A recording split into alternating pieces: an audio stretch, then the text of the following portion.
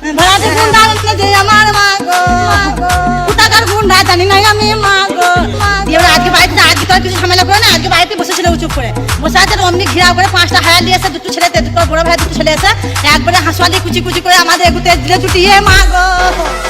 ভাড়াতে গুন্ডা যে আমার মা গো, কোথাকার গুন্ডা জানি না আমি মা গো। ভাড়াতে গুন্ডা যে আমার মা গো, কোথাকার গুন্ডা জানি না আমি মা গো। 5 জন ছিল আমার মা গো, 5 জন হায়ান ছিল আমার মা গো। সবারই হাতে ছিল অস্ত্র মা গো। আমরা আটকাতে গেছি, আমাদের ছুটি ছুটি আমরা বাইরে বার করে দিল আমার মা গো।